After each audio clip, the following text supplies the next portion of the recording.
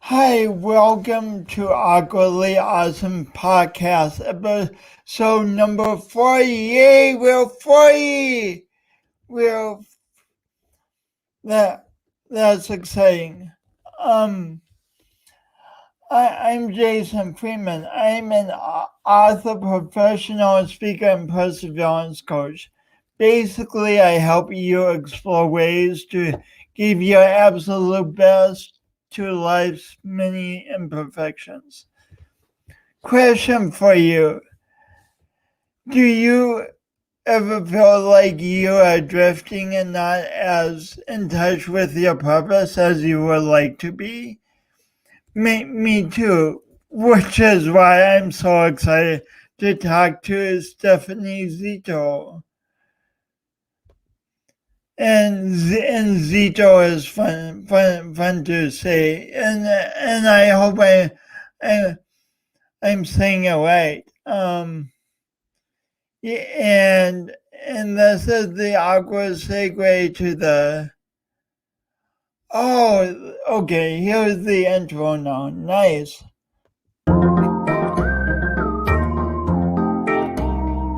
Today's guest, Stephanie Zito.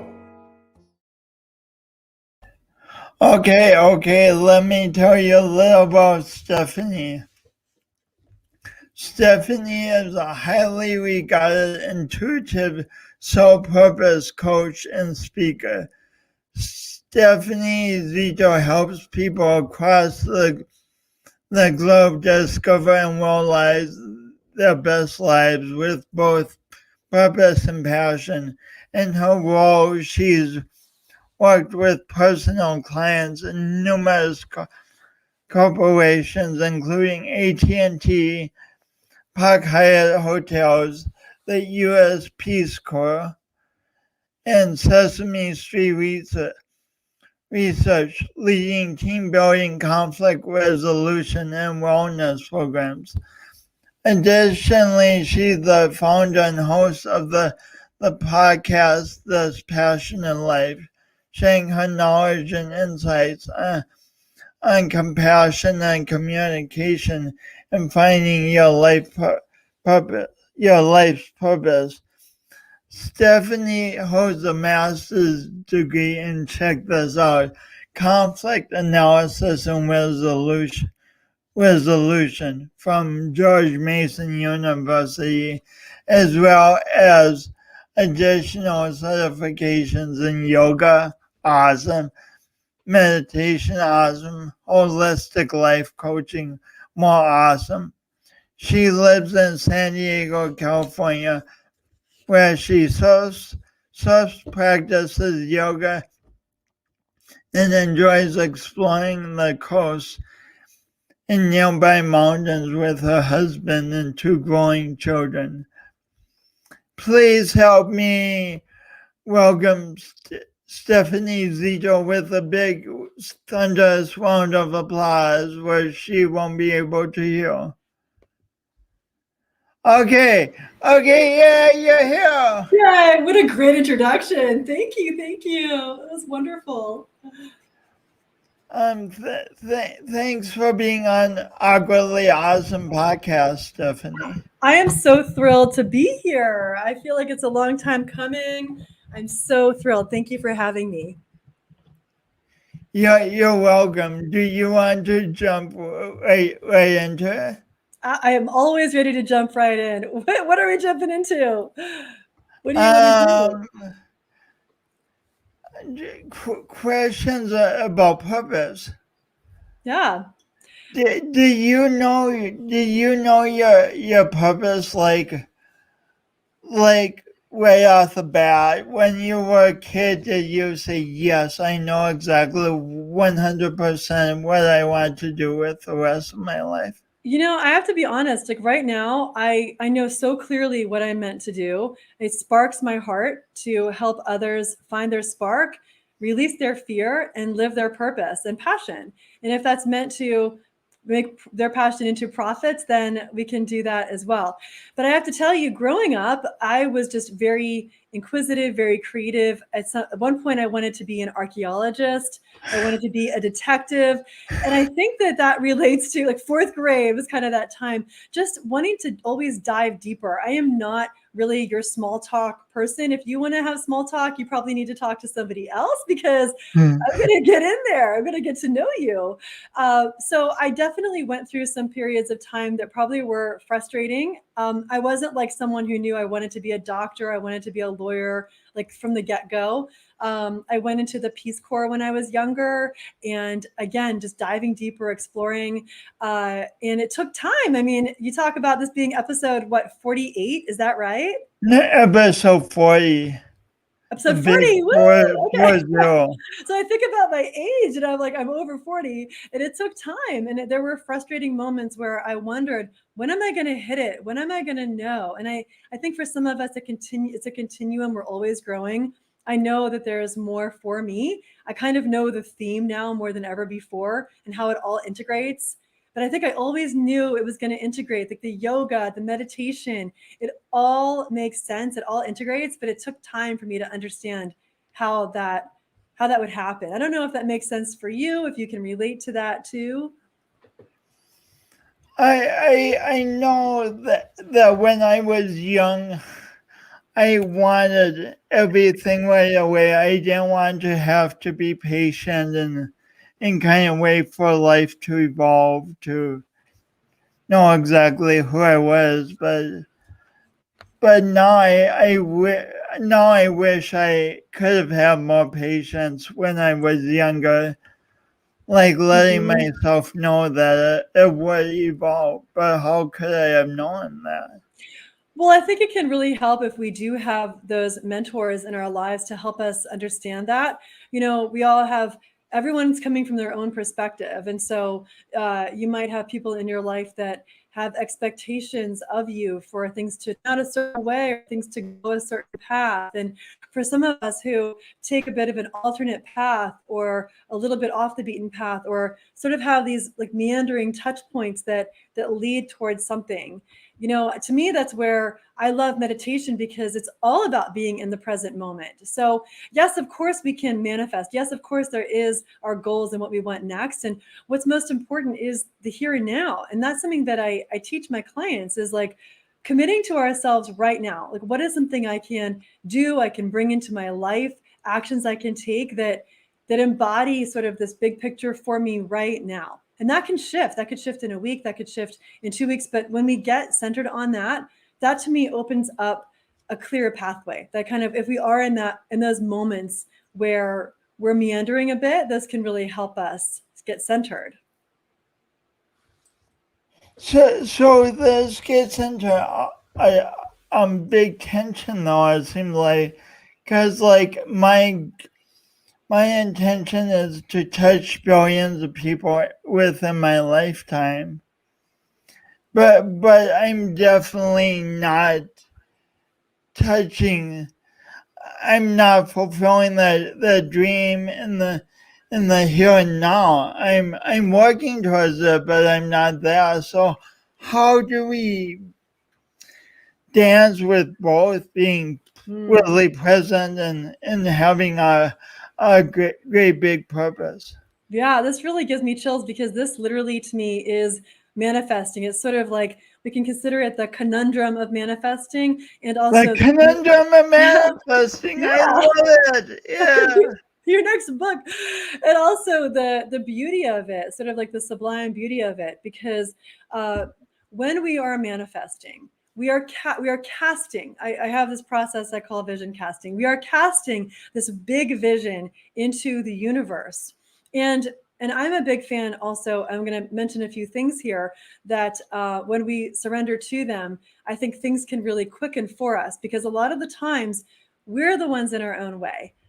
Whether we're aware of it or not, we're the ones that are slowing things down because we're scared of that success. You know, we want to pace ourselves because if tomorrow you had billions of people following you, you might be overwhelmed. You might not have the infrastructure. Yes, maybe. You might not have the infrastructure to support that. You might not have, you might have to get moving on cranking out some more books. I mean, we kind of need to stack and build that infrastructure and know when is the right time. Like, when is the right time when I hire an assistant that will help me get to this next level. When I can outsource this, it can help me grow to this. So there's, to me, like this magic of working with the masculine and the feminine. And so when we are manifesting, we are casting our big vision to the universe, to this quantum field, right? To these higher dimensions. And that exists. So in quantum physics, that idea, that vision, it literally exists right now. It exists. And so when we are then taking the action towards that, we are taking it as if it is in the present moment. The energy we are bringing to it is not in the future when. Because if we do that, what the quantum field is hearing, what these support systems, these kind of metaphysical support systems are hearing are in the future. And so it will always be like one step ahead, one step ahead, one step ahead. When we bring that manifesting into the present, when we feel it, when we're embodying it, this is who I be now. You're being the person who already is in front of billions of people. You are being, if you knew you had that today, what would you do? What actions would you take? How would you show up, right? Because I think sometimes when we're in the process, we can kind of small ourselves a bit. I'm not saying you do this, but what I've noticed is a lot of work mostly with women is that we have these fears and we have these things that keep us safe, these gremlins, right? The procrastination, the comparisonitis, the imposter syndrome, right? But we can also look at that gremlin. What if that gremlin, I like to kind of transmute it into, what if that gremlin is actually like a cute little puppy and it's actually really excited, but it's also like, it needs your backing. It needs to know you're on board too, right? So the things that want to kind of keep us safe, we need to kind of recognize them and let them go play. Give them like a bone to chew on. So you can get to work doing those things, receiving the synchronicities, the people, the experiences that are there to help you grow, saying yes to those things. And it can feel scary. But when we trust, when we know we are not alone, we have this whole spirit team, soul team helping us and guiding us, then we can trust and we can do it. Beautiful. So a few things. Say like, I mean, let's just keep you. Say someone's dream is to be on the big stage, but on a particular day, that they have to clean the house. It's time to clean the house, and that like cleaning my house has nothing to do with being on the big stage. How can they still bring the energy of of their manifestation to cleaning when it's such a different type of task? Yeah, well, that's interesting. I feel like we're in an improv session now. Like, how can I be on the big stage? I don't know. What does this person love to do? I mean, everyone's got 24 hours in a day, and everyone, trust me, I'm a wife, I'm a mother. We've been through COVID where my children were schooling from home. And so I had to adjust the time I had, right? And sometimes I would say to myself, I don't feel like I have enough time. And so how could I reorient that? Well, one thing is really getting clear on what it is I want. Sometimes we can have everything, but it might not happen all at once. So there's sort of kind of these seasons. And I would say in your example, if like I really have got to clean my house, there's some big reason why it has to happen right now. How am I making sure these other pieces of the puzzle are fitting in? Am I fitting them in? Am I just looking at this dream in the distance? But do I really believe I can have that? And if I do really believe I can have it, what bold moves am I going to take? If I need to clean my house, maybe I can make a YouTube channel. Am I funny? Am I dramatic? How can I clean my house and like make this part of my story? Make this part of my production? How can I show up on my Facebook around this, around who I be? I have to clean my house. How could I incorporate that into following my passions? Well, I'll tell you this. One thing I do in vision casting is I look at my tasks I have to do that day and I bring the high vibrations to it. When we are in low vibrations, we are manifesting low vibration things. When we are in fear, we are manifesting fear. We are creating situations that will show us why we should be afraid. If we're angry, I've been the poster child for that at certain points in my life, by the way. absolutely. I'm sure, you know what? We're all human. That's why we're talking about it. Because, like, come on, who does not do this? I can guarantee you can talk to like the biggest of CEOs and they're going to tell you there's some fear they have. There's some part of their life where they don't feel like they're killing it. So it's important because when we vision cast, let's say you need to clean your house. And I'm hearing a little bit of reverb, so I'm not sure where that is, but I'm just going to keep talking. Are you still hearing it? Oh, I just did for a second. I just heard my own voice. So I just wanted to take a second and see where that might be coming from. Is this still happening? It sounds better now. It's good now. I'm putting my headphones on. Oh, well, it sounds good now. Oh, it's back. Does that help? Let's see. Yeah, it's better. It sounds good now. Are you good? Yeah, I'm good. Oh, great. Okay. I just didn't know. So, so what we do is we look at the tasks we have that day and we look at what energy am I bringing to that. When I have to clean my house, what I would say is I clean my house with love because I'm grateful for my house. I'm grateful for this space. When I have a clean space, I can think more clearly. My energy is more clear. So I bring that vibration to what I do. I look at doing my dishes as a blessing. Thank goodness I have these people in my life to do these dishes for. I'm so grateful I had this amazing meal I just got to have. And now I get to do these dishes because I own dishes. How grateful can I be for this? So we can take that, I give the example of this past year with COVID and my kids being at home with their virtual school. It was challenging for my son at first. And I would get a lot of interruptions with him needing me to help him, which was real. And I would get irritated. And I said to I don't be irritated going in there. I don't have that energy. So in the morning, when I vision cast for my day, my tasks, I know what they are. And then I would write down, how do I want to be when he is homeschooling? And I would write down, I am calm and present for my son when he needs me during homeschool. And it shifts the brain. We're rewiring the brain there because when it came time for him to call for me, and I started to have that old pattern come up of irritation, my brain told me, no, this morning, what did you say? This morning, you told me we were going to be calm and patient. And I was like, oh, yes, I did say that. So it's the same thing showing up for a client call. It's the same thing showing up for your podcast. It's whatever it is. It's sort of drawing in that energy, that high vibe energy. And it literally shifts. It shifts how you eat, how you exercise. It's just how we show up. And at the end of the day, you just check in. Did I do what I said I wanted to do? Did I do it? Did I not? Did I book another guest? Did I book a talk? What did I do? We just kind of see how we showed up for ourselves. And it sounds like if we think a task is like almost beneath our vision, it's time to bring a sense of purpose and a sense of appreciation to that task. So it is in fact connected to the whole and not just something we feel like we're kind of wasting our time on.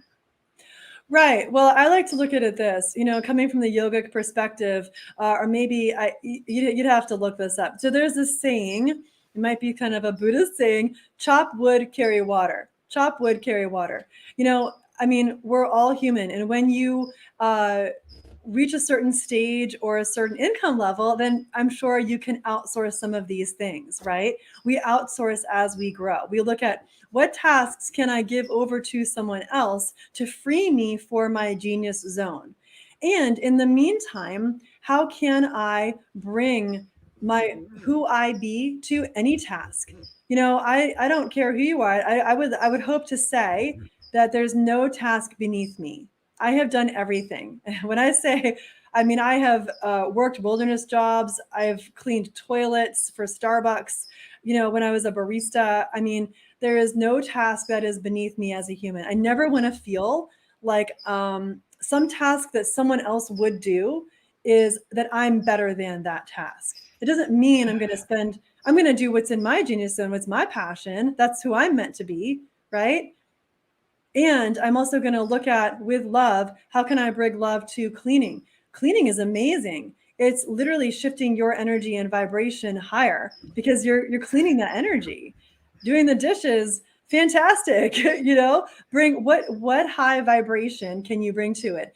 Are you feeling frustrated? Are you feeling, if we're bringing lower energies to those tasks, it's probably because the gremlins are getting in our way and we're not fully living the life we want to. We're not maybe living the passion the way we want to. Maybe we're bringing some excuses in, where we're not feeling fulfilled because maybe you didn't work out, you didn't book those guests. It's not about the dishes. It's about the other stuff that you pissed away your time and didn't do. Right? I mean, like, I'm just calling us all out on the stuff that we do. I mean, we as humans would never piss away our time. Never. Just never scroll Facebook and Instagram. Never. Yeah. I'm not saying, I mean, we don't have to be like productive every second of the day. Let's have a balanced life, right? And let's make sure that if we have these big goals, that we're taking action towards them. And if we're not sure how, then we get support. We get a coach, we get someone who has been there before us, who can see that bigger picture, maybe more than we can, to help us find that inner motivation to do these things, to move with those gremlins and move forward. Beautiful. Speaking of coaching, what would you advise this person? Like, what if someone feels they've achieved their purpose in their 20s? Would you advise that they just kind of hang out for the next 80 years of their lives? Well, that's amazing. I mean, if you achieve your purpose in your 20s, then yay, you can just transcend. I mean, that's a great question. I love to kind of meet that person. And, everyone, in my background and my knowledge, our souls come here for a reason. Our souls come here for a purpose. And we sort of have these different stages in our development as a soul on this planet, in this space and time. So what is our soul meant here to learn? What are we here to learn? Is it patience? Is it something from our past or from our ancestry that's sort of repeating itself? And when you say achieve your soul purpose, I mean, I'd be curious what that means. Or is there some kind of monetary piece that goes along with that? Did you want to, I mean, what is that? Did you become an Olympic athlete? I guess I'm kind of thinking of the musician that gets a top hit, the football player who reaches the pinnacle in the 20s, and then that's over, and then. Well, are you a soul or are you a football player? I mean, you are a soul who played football. So, to me, I like this question because my husband and I were just talking about that. There are some professions where you hit a ceiling because of age. You do. Football is one of them. So what do people do with that? People can find fulfillment, I would hope, through a myriad of ways. We're not just like one tunnel. We're not just one color. We're not just one thing. And football may have been very one fulfilling. tunnel, one color, one thing. That's awesome. I hope not. And so football may have been very fulfilling. And I can't imagine that someone could feel lost. Someone could feel like a crisis of identity when that thing goes away. I know I work with meditation with women who have paraplegia, and that's not a choice. Some of them, it was something accidental that happened a few years ago, and it was life-changing. And they have to adjust their lives to this new normal for them, right? So it just looks different. It's not of their choosing. Someone may not want to have to retire from football at, I don't even I don't even know what age is like the right age to retire from football, but I was 33 and 30, a half. 33 and Let's a half. See, I mean, say. that's so young. I was like barely getting to know myself at the age of 33.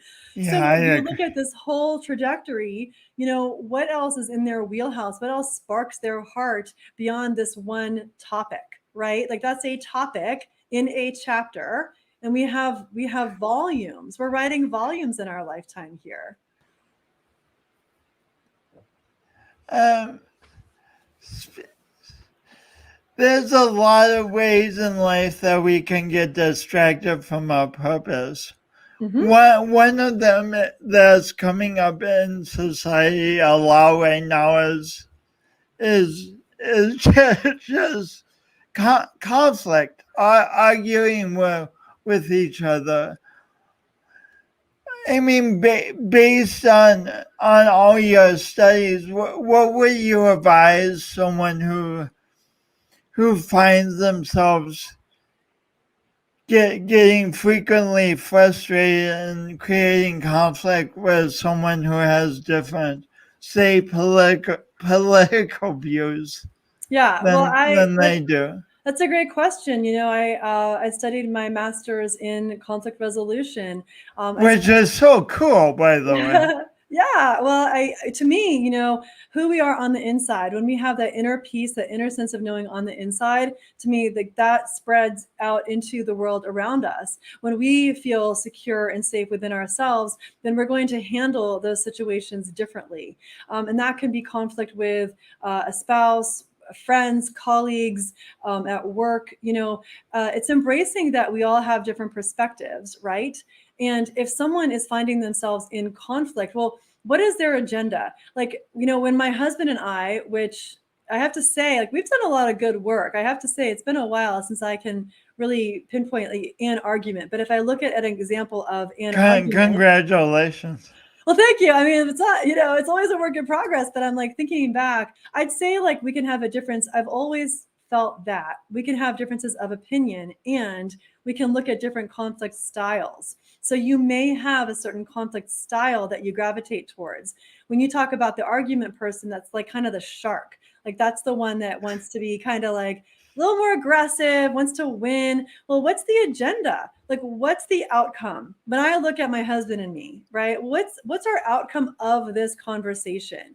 And what's going on if something feels a little off? Are you stressed? Are you tired? Does this even matter? Are we putting our energy into something that matters right now? I'm telling you, I mean, there's, I'd imagine there's very many people who disagree with what I do, who I am, what I believe in. And if I go onto Facebook, for instance, that's a great place if you want to get into conflict with someone about politics. What's my agenda here? Like, how those go. They play out. Are we really looking? What are you looking to do? Are you looking to make someone wrong? Are you looking to change someone's mind? What does it matter to you to change someone's mind? Right. So, I mean, it's just sort of like some ideas I would suggest. If we're finding ourselves in conflict, what is the inner conflict? What is that person mirroring back to myself that I could maybe look at in myself? If I see someone out there, am I actually angry at the world? Am I angry at my lot in life? Am I feeling bad because that person, comparisonitis, that person has something that I don't have, or that person has values that may not even be hurting me, but are just different than mine? Why do I have to attach my emotions, my energy to that person's being? Why does that even matter? If maybe there's some other example where, you're working with someone, but that's sort of just some general stuff. It's always great to have more to consider, more of a toolbox, because there's plenty of things that can trigger us. Yeah, well, I talked with you before I did this recently. I gave a talk on I always want to say conscious communication, but I didn't call it that. It was another word I'm going to You not call give. it unconscious communication. Unconscious, yeah. Well, there's unconscious communication, but this is more compassionate communication. Yeah, And yeah. the first step is looking inward towards ourselves and giving ourselves compassion. Where do we always want to be heard? I feel like half of conversation is just wanting to be heard. Hmm. So when I first bring compassion to myself, how am I doing today? Did I vision cast? Am I worried about someone in my world? What's going on for me? And then how can I be present in my conversation? How can I hear this other person? How can I really hear that other person? What style of communication am I bringing to this? Am I looking to be collaborative? Is this the space to be collaborative? Does that matter? Is it fun to debate, right? Like, what energy am I bringing to it? That's a good point. Like, given the right energy, it can be really fun for two people to debate who have diametrically different points of view. Mm-hmm. But if the energy is right and if there's a aspect of play involved. Mm-hmm. Yeah, I sort of think there's like an unwritten contract there that you both understand what you're there for. Again, what's the purpose, right? Going back Hmm. to what's the outcome? Is this a fun debate between two friends or colleagues? Or that's why these talk shows exist, because we love it. We love hearing it. Well, changing tack a little bit. Why is growing as a person important to finding a purpose? Well, to me, I'd say we're always evolving. When we're younger, when young people have not really fully developed their prefrontal cortex, they're not fully weighing out decisions to the degree they will as they get into, I'd say, even their mid 20s. So, and I was thinking about this recently. People take so long to grow up. Yeah, baby goats, they're like doing their thing in a year, and like we take like 20 years to figure ourselves out. So I'd say there's like an evolution of the human, of the soul, of the being, right? And as we go through these different stages, we're also in a different stage within our society. Society looks to youth for something. Our society looks to middle age for something, for perhaps certain wisdoms. I would love to see our society even look more towards our elderly. Certainly I do. I have some amazing mentors who are older than me, probably like my mother's age. And I love them for their wisdom and what they know. And I would love to see, on a personal note, just more of that, really. More celebration of the wisdom that different ages have gained. I mean, it makes so Mm-hmm. much sense. Like, Mm-hmm. someone 40 years older than you are has that many more 10,000 hours of living that they've learned from. Right. And I can look at, I'm sure someone else could probably relate to this too. These decades, your 20s can be a different story than your 30s, than your 40s, than your 50s. And we're sort of seeing now kind of 60 is the new 40. As we have more longevity, we have more to do. We got more we want to do. And people are looking to ignite even a different passion even later in life when they have the time, perhaps because they are retired, and they're looking at wanting to become a speaker or write a book or be a coach or whatever that might be. And I think sometimes we tell ourselves these limitations because, well, I'm too old, I'm too this, I'm too that. We sort of tell ourselves these stories which are really not true. They're just our own stories that, as we go back to this feeling of fear or keeping us safe, are just there to kind of keep us smaller or keep us safe.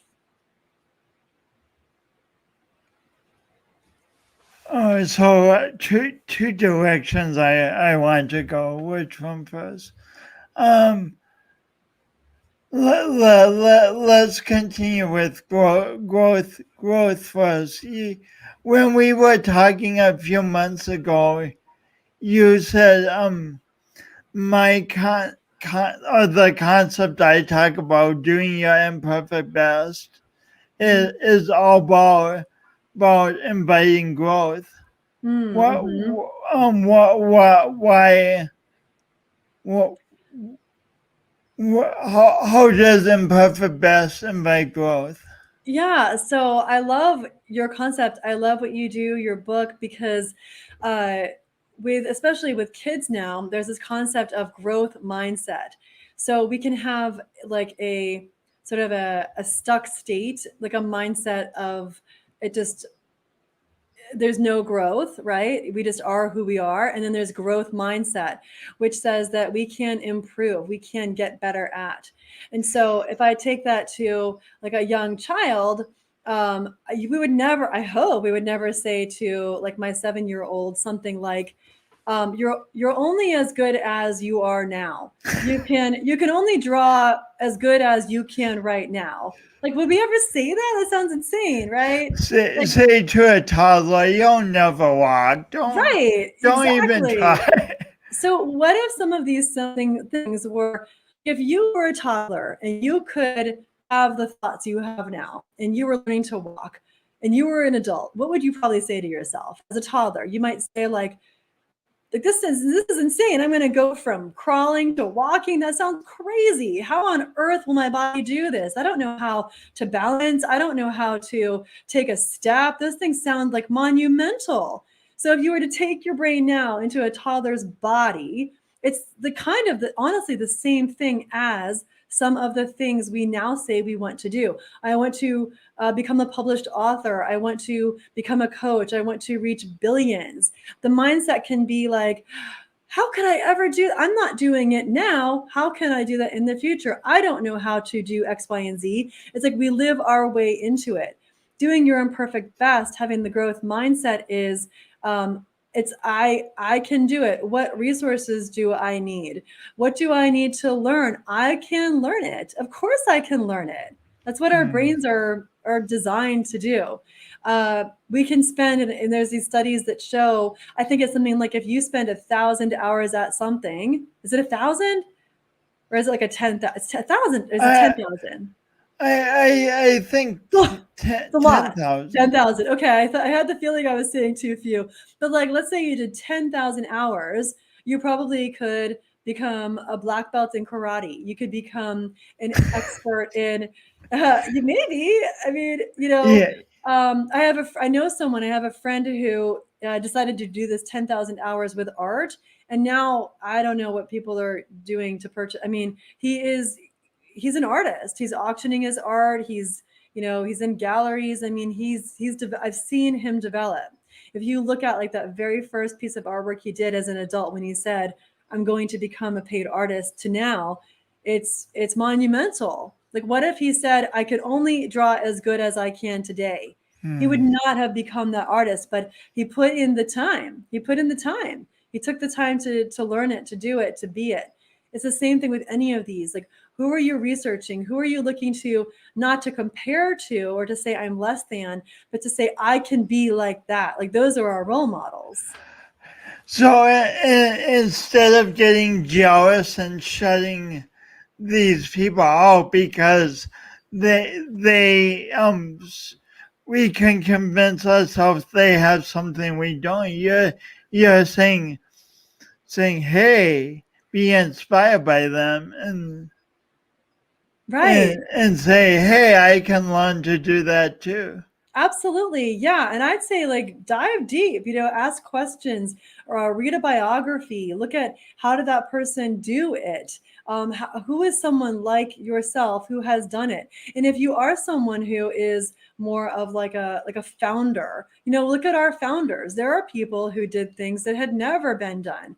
I look at the astronauts, look at I mean, some of the first woman vice president, right? Yeah. Like, look at these things that are now paving the way. So sometimes there is going to be a situation where you are forging a new path. You are not doing something that someone did before. But I look at what I do. I'm an intuitive, I'm a coach, and I would probably have said years ago, oh, I could quote unquote never bring this into the corporate world. Those things are separate. And what I've learned is those things, like, they want to merge because they inform one another. They're important Mm. to educate one another. That growth mindset, right? We see, like, I mean, my husband works for a big company. They have like mindset people coming in to lead meditations on all the time. They've got all these free programs for their people because we are understanding how important our mental wellness is, our emotional wellness is.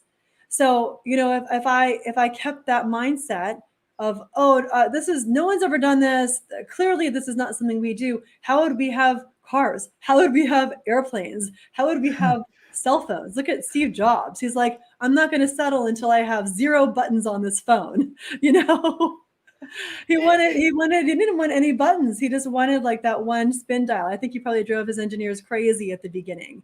Remember, like, that, I don't know if you remember this iPod. It had to have this little spin, all you had was like one button and like a little circle in the center. That was just, it was revolutionary. Oh, Whatever that oh, was, like, so many years ago. wow. Now that's archaic. And just think, I mean, you're in San Diego, I'm in South Dakota, and we have a technology to have an easy conversation, which is good Yeah. because we would get hoarse if we were shouting Oh, at. we get so hoarse. We could try to do telepathy, but what about the other people? Could they get in on the conversation? It might be a little challenging. Um, a thing you said earlier that I wanted to come back to is that we are sometimes afraid of success.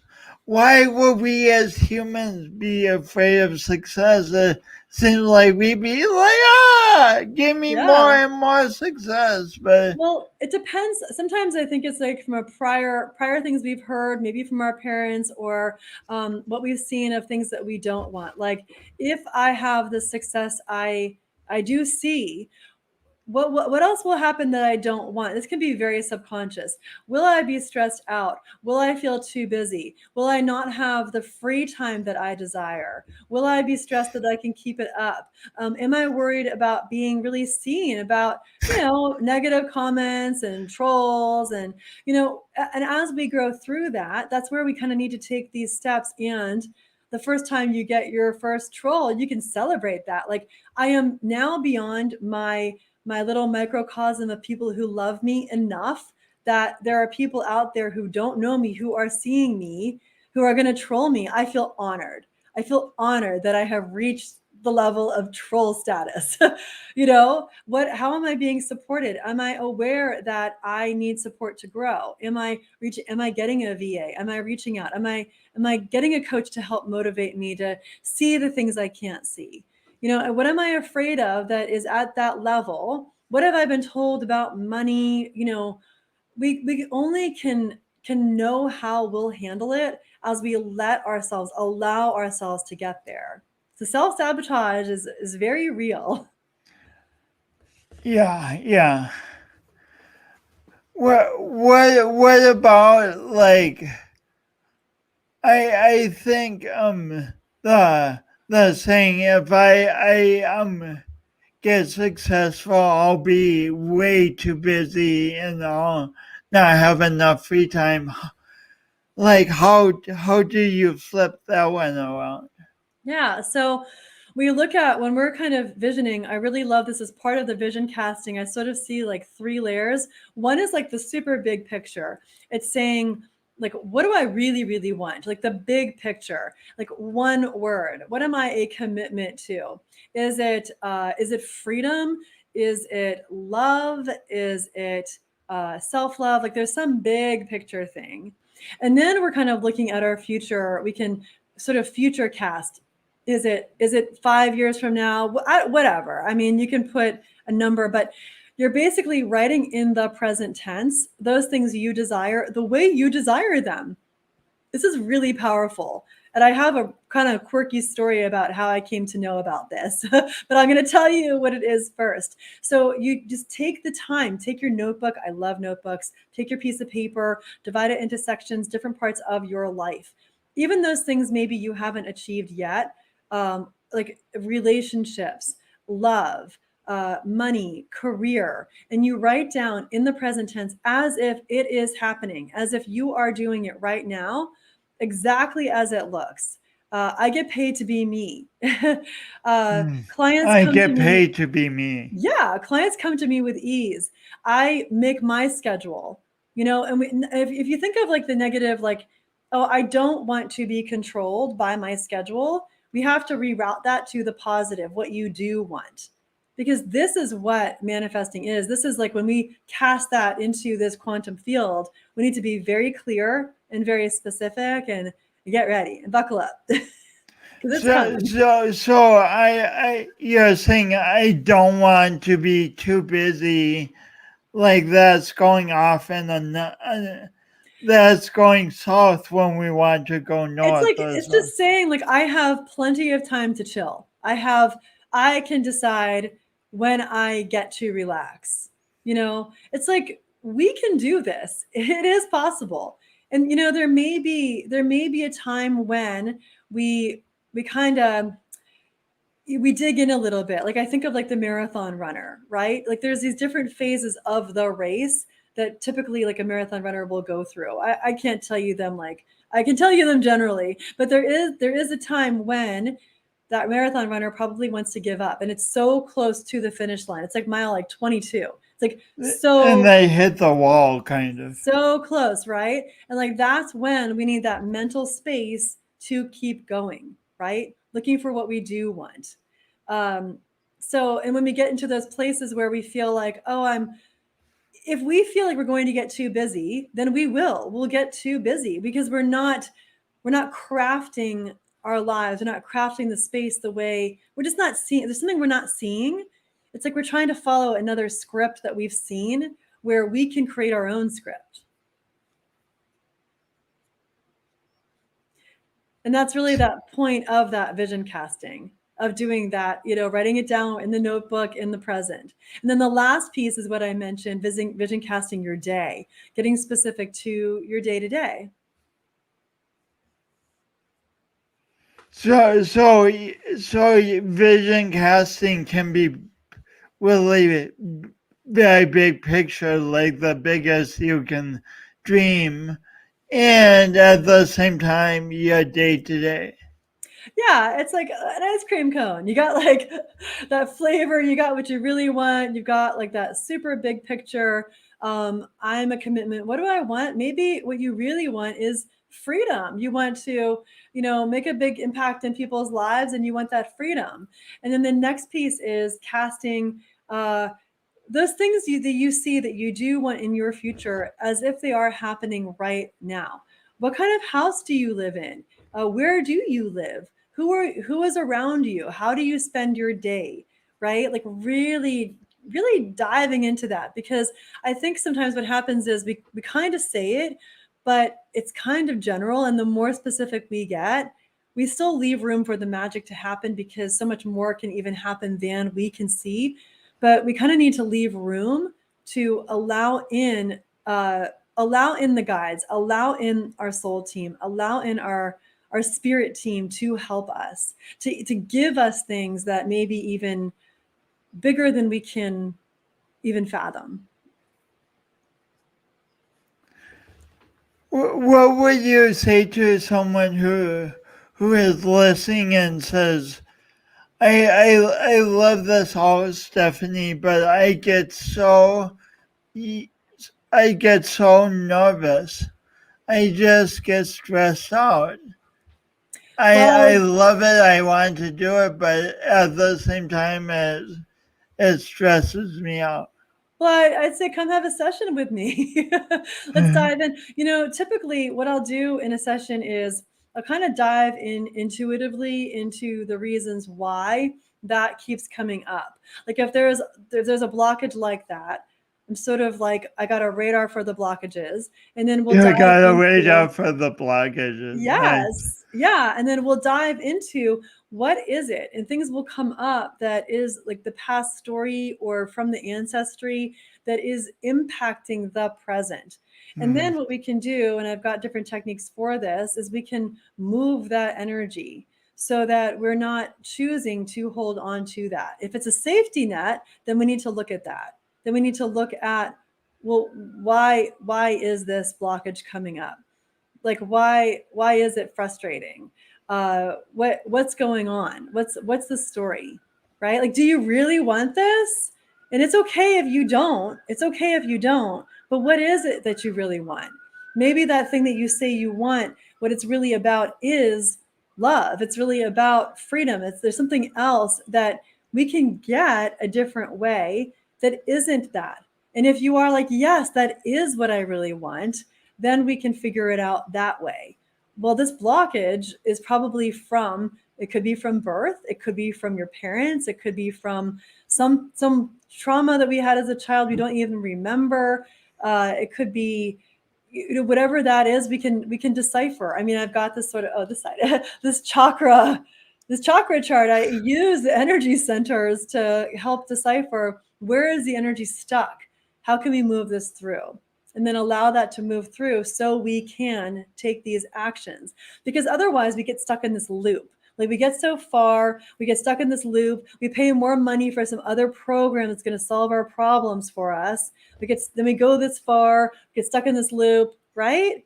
So let's break that cycle. And that loop just seems like the way life is, but you're saying life doesn't have to be like that.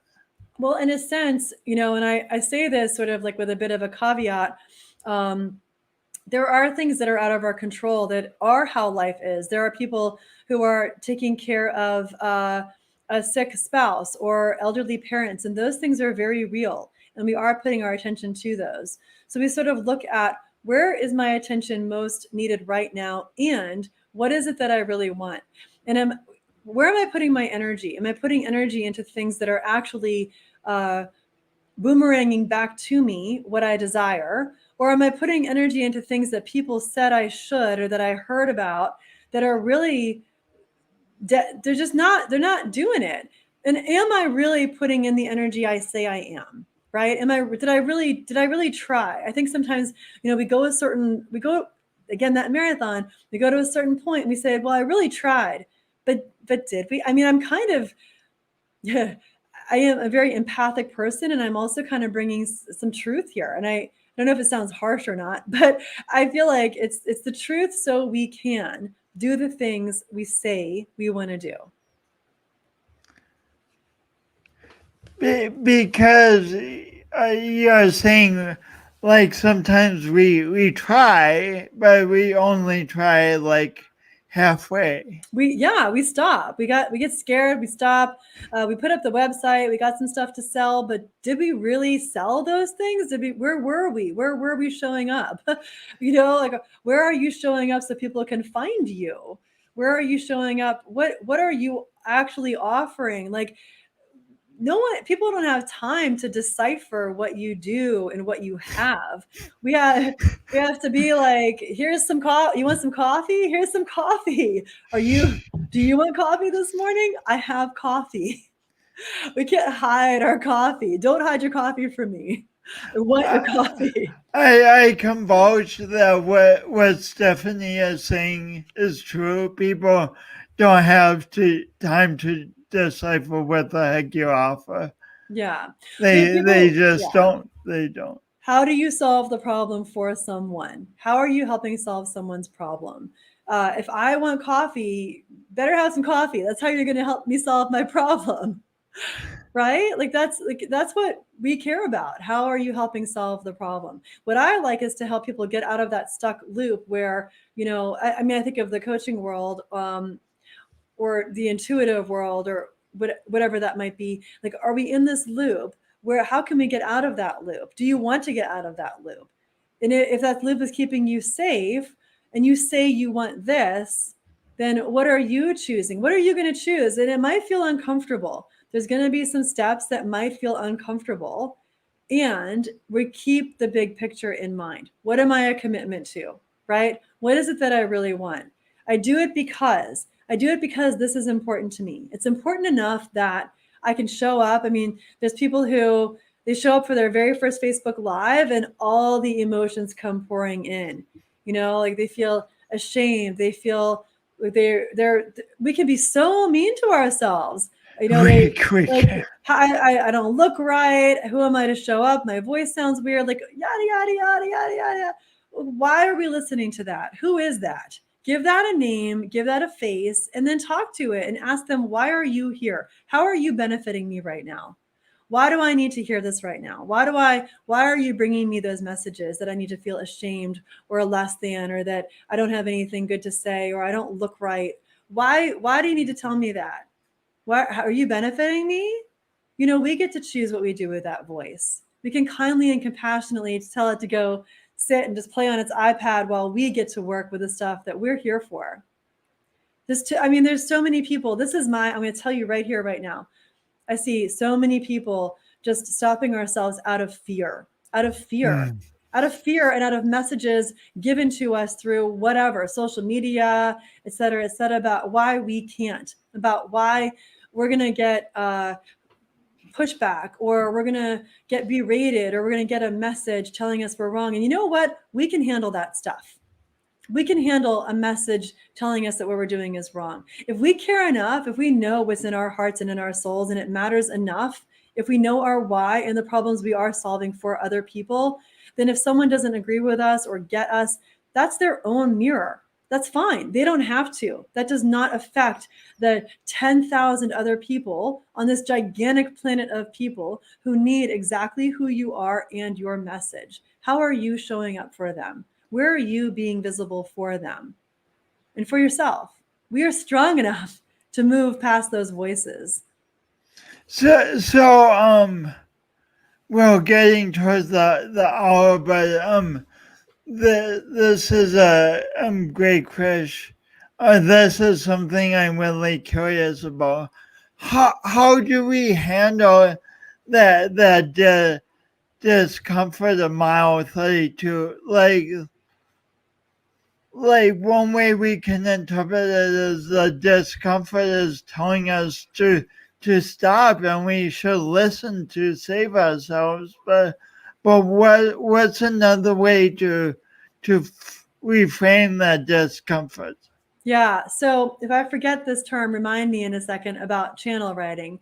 Okay. Because I'm going to go down this one path, and I might need you to help harness me back. So I think one of the most important things is to not, it's like a more, I'd say, conscious feminine way of looking at fear. This is not looking at fear and barking at it, or screaming at it, or telling it to go away, or ignoring it. We know that doesn't work. It just wants to come right back to us. It just wants to come, it's just going to keep coming back. So what we do is we acknowledge it, and we look at it instead and say, like it's a little puppy or a small child, and talk to it. Like, okay, cool. You're here with me right now. I mean, I've had fears, and what we can do instead is just say, like, you're here with me right now. What do you need to tell me? What are you here to do? How are you trying to help me? Because in a sense, that fear is trying to help us. So we can sort of take it and let it step aside from us. And rather than us being it, I am not the fear. I can let it sit over here. I can give it a face. I can give it a name. I can call it whatever, Betty or something. And I can talk to my fear, then ask it some questions and ask it why it's here. What does it want from me? What is it looking to do with me? And that actually is the channel writing. The other piece I want to talk about in a minute. But you can even write a conversation between yourself and your fear. Because when we write it down, we get out of our heads and we get into kind of the heart of it. Like we get into the truth of it. When we speak it out loud, it's very powerful. It's very powerful.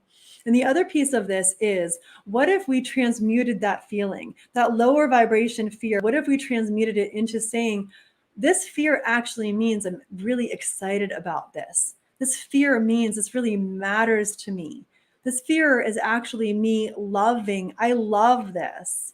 I'm feeling the fear because I care so much about it. So when I see it that way, how can I get excited about it? How can I look at, it's not just about me at all. It's about like, If this is coming through me, it's my soul's mission. It's part of my purpose. I am here to serve. It's greater than me. So I can surrender that ego stuff that's telling me to stay small, and I can let my higher self take the lead, you know? And I can tell that fear some things like, I see you. I thank you. I love you. I'm grateful for you. And why don't, let's go hand in hand and join excitement over here and get this done. And you know what? We can handle it. If we flop, if we fail, we can handle that because we have a growth mindset, because we are awkwardly awesome. And we let this be a piece of the growth that helps us get to that next phase. We look at it as like, I'm so glad I flopped that because of what I learned, right? That's the growth mindset right there.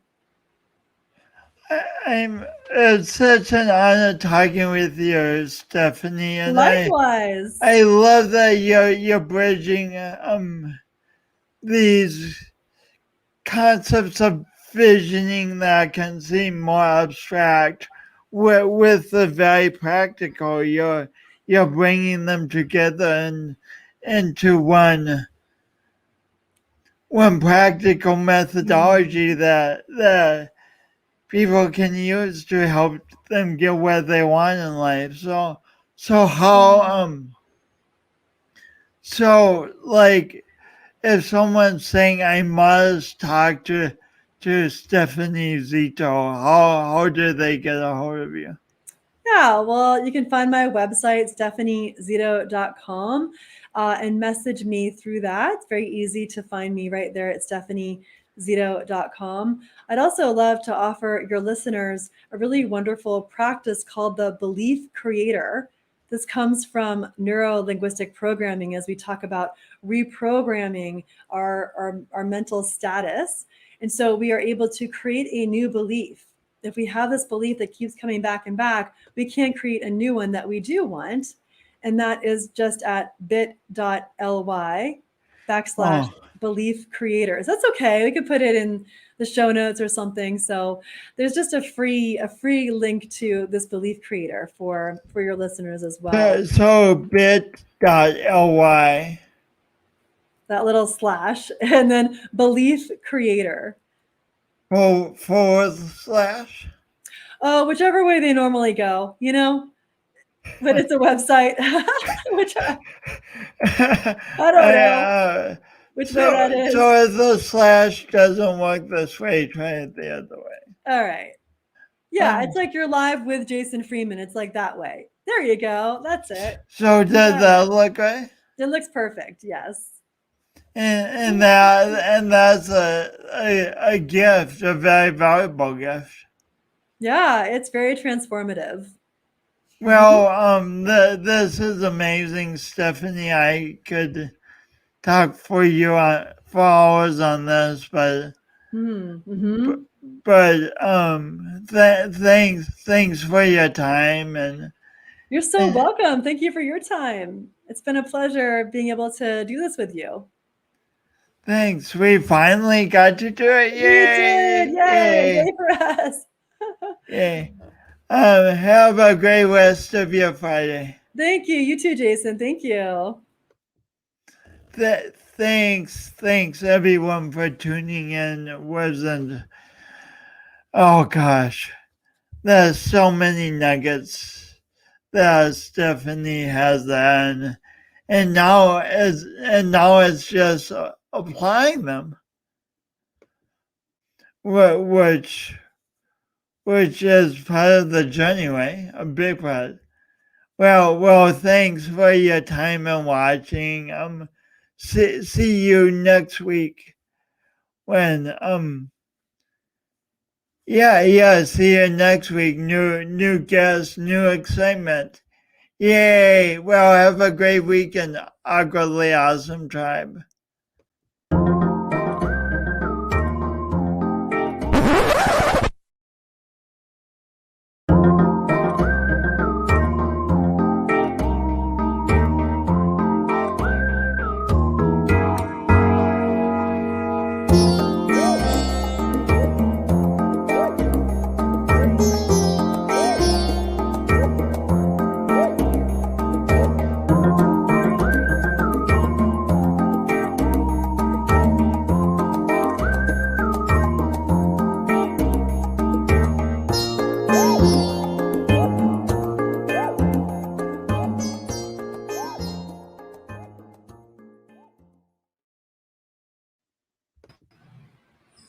All Such, right. hey, such important information. Yeah. Oh my gosh. Great stuff, huh? Yeah, yeah, such powerful stuff. I hope millions of people listen to that and apply what you're talking about. Yeah, I hope so too, Jason. I want to see you reach those billions of people. Absolutely. Yeah, I mean, I hope millions of people listen to the show and apply what you're talking about. Thank you. I hope so too. That sounds amazing. I forgot to mention my cards. I made this card deck. I completely forgot about it. What is the card deck? Yeah. So this is kind of based on. I feel like there's more. There's more that's going to come out of this, but this is called activate your chakras. Your chakras, and basically, it's like a nice way to kind of like we talked about setting those intentions for your day. Or tapping into maybe what you need most in the moment. I'm going to pull one for you. Oh, this is so nice. This is for the heart chakra. That it's on the other side. The green of it's Yeah. uh it's this what is one thing I can do today to show myself kindness? Aw. Yeah. So You made your own deck of cards? yeah, I made this deck. That's so exciting. You made Thank a deck you. of cards. I did, yeah. Heart, the throat. I listened for so there's affirmations, asks, and actions. So there's different ways to use the card deck. It's really cool. Like there's people like are tagging me like on Instagram when they're using it in their readings. It's pretty fun. How many cards in the deck? There's 44. Oh, it's a 42 card deck, and yeah, it comes in the if you don't really know about the chakras, I've got this little card to Oh. help people, just little cheat sheet, about that. And there's I don't know how many for each chakra. Oh, another one for the throat. See? How do I listen consciously today? So yeah, it goes through all the chakras. It's kind of a cool way, for anyone who's kind of interested in getting to know their energy centers better, and also just kind of it's really helpful to me as I'm going through my day, or if I'm working at my computer. I will pull a card, and I will, like this one, how do I listen consciously? And I'll just put it right by my computer, and it'll kind of help keep me focused as I'm writing up my workbook or whatever it is I'm doing. And like, how am I listening consciously? Like, how is that helping keep me conscious to my creation process and not just wanting to scroll my phone for what's going on in Facebook land? That's incredible. You made your own deck of cards. Yeah, yeah. And what's it called? It is called Activate Your Chakras. Asks, Oh, affirmations, and actions to activate your soul-led life. sure. I wish we had talked about that too. They're sitting right here. I just got so into the conversation. I just kind of blanked about bringing them up. Yeah, I mean, I always that's all right. blink about Yeah. not sometimes, but anyway, that's awesome that we had so much to talk about that you forgot to talk about your car. Absolutely. It was so good. It was great. Cool, and so I'll get we'll get the thumbnail on the video, Yay. and Awesome. I'll get you the YouTube copy, Yeah, wonderful. Thank you. I'm excited. Yeah. Cool. This has been really fun. Thanks a Oh, lot. Do you yeah. have any questions? I don't think so. I mean, it was a great conversation. I really appreciate it. I'll make sure to share it out when you've got it up and ready. And yeah, it's wonderful. I'm excited. Thank you. I love that. Like I was saying, that you really combine the etheric with pragmatic and like Yeah, Western teachings with Eastern teachings. That's yeah. we need that bridge right now. Yeah, I think so too. It's exciting to see it. I think kind of gaining more traction, and I'm finding it really really beneficial in the work that I'm doing. Cool. Yeah. Well, have a great weekend. You too, Jason. Happy 4th. I'll see you. I'll see you around the Facebooks. Happy 4th. Say hi to Enzo and And Bella and Mark. yeah, Bella and Mark. Yeah, we'll It's do. been a We'll long do. time since Oh, I've I seen know. them. We miss you out here. Oh, thank you. Yeah. Oh, last thing. Do you know Wes Burton by chance? Do I know what? Wes West? Burton. No. Oh, anyway, he's in South Dakota. So I get to see him tonight. First Oh. person I've seen from San Diego Oh, that's since great. last February. So. Wow. Oh my gosh. I'm really glad to hear you get to see him. That's fantastic. Hey, yeah, cool. Good. Well, thanks so much, Steph. All right. Well, I'll see you, Jason. See ya. All right. Bye. Bye.